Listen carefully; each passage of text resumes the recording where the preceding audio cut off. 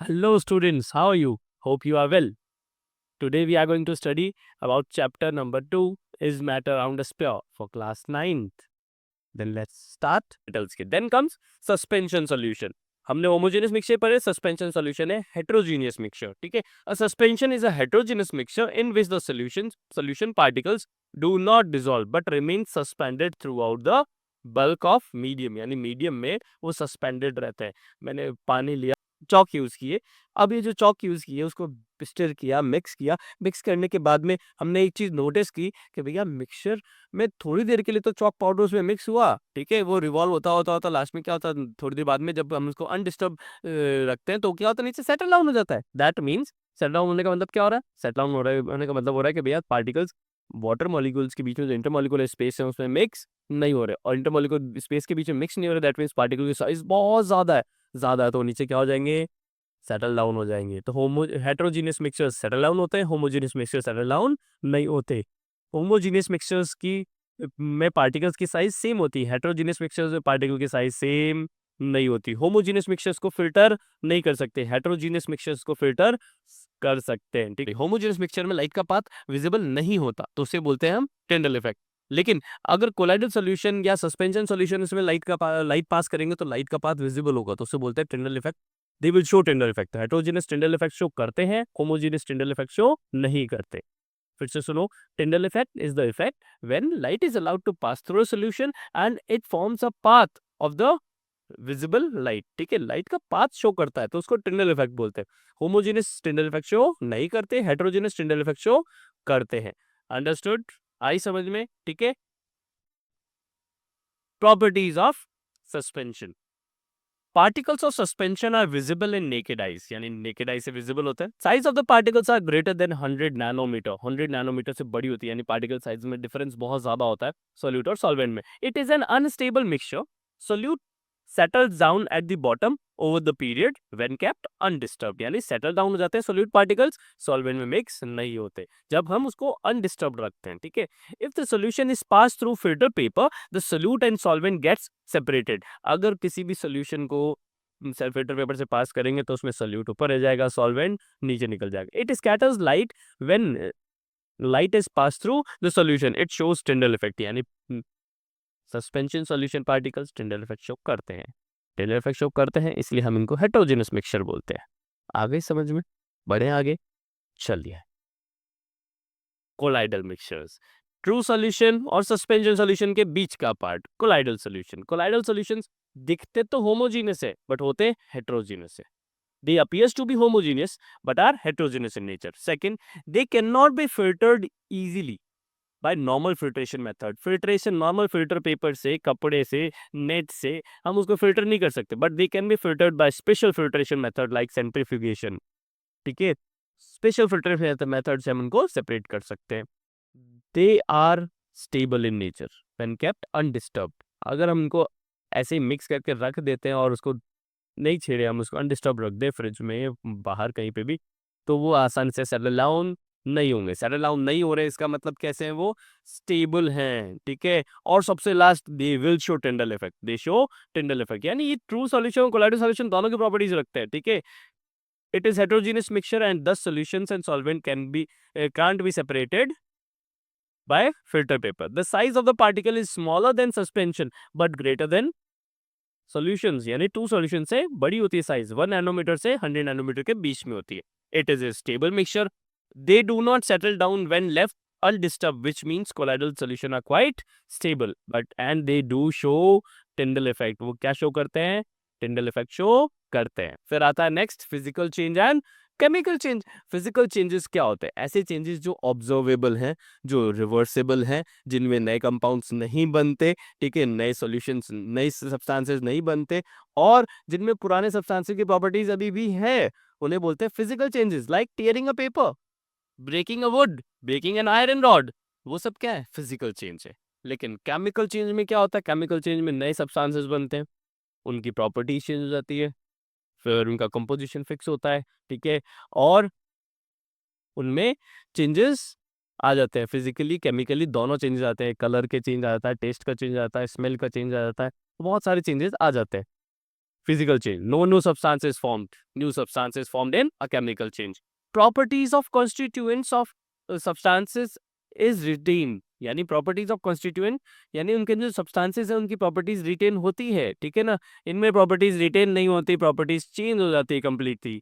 Does not involve loss or gain of heat. यानी इसमें loss और gain of heat नहीं होता, इसमें loss और gain of heat होता है. क्या जब मान लो सपोज फिजिकल चेंज का example tearing a paper, chemical change का example burning a paper. Paper फाड़ते हैं, पेपर को टीयर कर रहे हैं तो हम उसमें हीट इवॉल्व नहीं हो रही है, ना हीट एब्जॉर्ब हो रही है, ठीक है. लेकिन पेपर जला रहे हो तो उसमें से हीट इवॉल्व हो रही है, गैस इवॉल्व हो रही है. That is a chemical change, generally reversible. मैंने 500 के नोट को 2 टुकड़ों में फाड़ दिया, वापस चिपकाएंगे, टेप से चिपक जाएगा, ठीक है ना. बैंक तो उसको यूज कर ही सकता है, बैंक तो उसको ले एक्सेप्ट करेगा. लेकिन अगर मैंने उसको जला दिया तो बैंक भी एक्सेप्ट नहीं करेगा. बैंक कहेगा ये तो एक्सेप्टेबल नहीं, आप तो कोई भी पेपर लेके आ जाओगे जलाया हुआ, हम कैसे एक्सेप्ट करेंगे, ठीक है. तो केमिकल चेंज जनरली कैसे होते हैं, इरिवर्सिबल होते हैं. टाइप्स ऑफ प्योर सब्सटेंसेस कौन कौन से होते हैं, metals, metalloids and non metals. Metals और नॉन मेटल्स की प्रॉपर्टी समझाता हूँ मैं आपको. मेटल्स कैसे होते हैं बच्चा, जब इसको स्ट्राइक करते हैं तो आवाज करते हैं, यानी मेटल्स सोनोरस होते हैं. मेटल्स को जब रब करते हैं तो शाइन करने लग जाते हैं, यानी वो लश्चरस है. कैसे है, लश्चरस. जब शाइनिंग प्रॉपर्टी होती है तो लश्चरस बोलते हैं. मेटल्स को हम जब बीट करते हैं तो वो शीट में कन्वर्ट हो जाते हैं, ठीक है ना. आयरन की sheets, tin sheets, steel sheets आती है, ठीक है, कॉपर की शीट्स आती है. वो शीट्स का मतलब क्या है, वो कैसे हैं, वो मेलिएबल है. अगर मैं मेटल्स को वायर में कन्वर्ट कर सकता हूँ, लाइक गोल्ड, गोल्ड के 1 ग्राम गोल्ड को 2 किलोमीटर लंबा वायर बना सकते हैं, ठीक है ना. 1 gram gold can be converted into 2 kilometer long wire. That is it's which properties it is having a ductility. It is having a property of ductility, यानी वायर में कन्वर्ट कर सकते हैं, यानी वो डक्टाइल होते हैं. मेटल्स हीट और इलेक्ट्रिसिटी कंडक्ट करते हैं. फिर से सुनोगे, metals are sonorous, lustrous, malleable, ductile and good conductors of heat and electricity. Whereas non-metals, non-sonorous, आवाज भी नहीं करते. Non-malleable, शीट में कन्वर्ट नहीं कर सकते. Non-ductile, ductile यानी वायर डक्ट्स में, वायर्स में कन्वर्ट नहीं कर सकते. नॉन लस्टरस, शाइन नहीं करते डायमंड को छोड़कर. डायमंड एक नॉन मेटल है जो इजीली शाइन करता है जब लाइट पे फॉल होती है. और सबसे last, bad conductors of heat and electricity except graphite. जितने भी नॉन मेटल्स हैं वो हीट और इलेक्ट्रिसिटी को कंडक्ट नहीं करते, ठीक है ना. जितने भी स्टोन्स हैं, जितने भी सैंड पार्टिकल्स हैं, जितने भी नॉन मेटल्स हैं, वो इलेक्ट्रिसिटी को कंडक्ट नहीं करते. बट ग्रेफाइट करता है, इलेक्ट्रिसिटी और हीट को कंडक्ट करता है. मेटलॉइड्स क्या होते हैं, मेटलॉइड्स ऐसे सब्सटेंसेस हैं जो एक पर्टिकुलर टेम्परेचर पे तो मेटल्स की तरह बिहेव करते हैं, और उनका टेम्परेचर चेंज कर दे तो वो नॉन मेटल्स की तरह बिहेव करते हैं, तो इनको मेटलॉइड्स बोलते हैं. ये कनेक्टिंग लिंक है between metals and non metals, ठीक है. According to Antony Laurent Lavoisier, the elements is a basic form of matter that cannot be broken down into simpler substances by chemical reaction. It is divided into 3 types, which are metals, non-metals, and metalloids. Properties of metals: they are lustrous, like gold and silver. They are good conductors of heat and electricity. They can be converted into wires. That means they are ductile in nature. They can be converted into sheets. That means they are malleable in nature.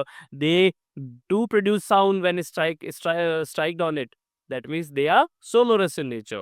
Non-metals की properties opposite.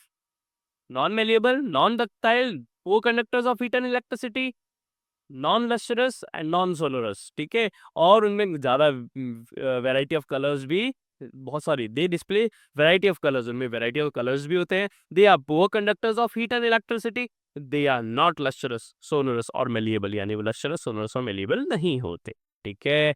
Then comes types of pure substances. Then comes compound. Elements पढ़ा आपने, अब compounds है. Compounds क्या होते हैं, compounds होते हैं जब 2 या 2 से ज्यादा एलिमेंट्स को हम कंबाइन कर देते हैं, उसे हम क्या बोल देते हैं, कंपाउंड बोलते हैं, ठीक है. अभी जो कंपाउंड्स होता है वो, उनकी प्रॉपर्टीज क्या है. कंपाउंड्स की पहली प्रॉपर्टी है कि जितने भी एलिमेंट्स मिक्स हुए, ठीक है, उन एलिमेंट्स की प्रॉपर्टीज लूज हो जाती है, वो एलिमेंट्स अपनी प्रॉपर्टीज खो देते हैं. लाइक हाइड्रोजन गैस है, ऑक्सीजन गैस है, दोनों को मिक्स करके वाटर बनाया है. हाइड्रोजन भी एक गैसेस फॉर्म में है, ऑक्सीजन भी गैसेस फॉर्म में है, लेकिन वाटर तो लिक्विड फॉर्म में है.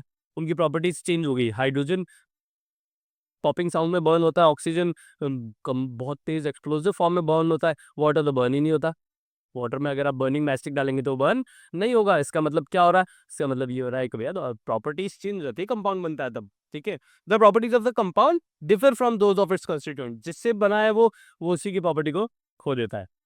The compounds has a fix melting point and boiling point. Elements की तरह मेल्टिंग पॉइंट और बॉइलिंग पॉइंट क्या होता है इनका? फिक्स होता है। A compound is a homogeneous substance. Compound कैसा है? एक होमोजीनियस सब्सटेंस है जिनकी साइज, पार्टिकल की साइज सेम होती है। Constituent elements can be separated by chemical process. सिर्फ केमिकल प्रोसेस से सेपरेट कर सकते हो, फिजिकल प्रोसेस से आप सेपरेट नहीं कर सकते। फिल्ट्रेशन, डिकेंटेशन या फिर हैंड पिकिंग मेथड, इनसे सेपरेट आप नहीं कर सकते, ठीक है। Classification of matter, mixture. Mixture क्या है? Pure substance. इनमें से मिक्सचर कौन से हैं, प्योर सब्सटेंस कौन से, वो बताना है आपको, ठीक है। तो ये आपको बताना है, ठीक है। इसको ये आपको सॉल्व करके रखना है, ठीक है।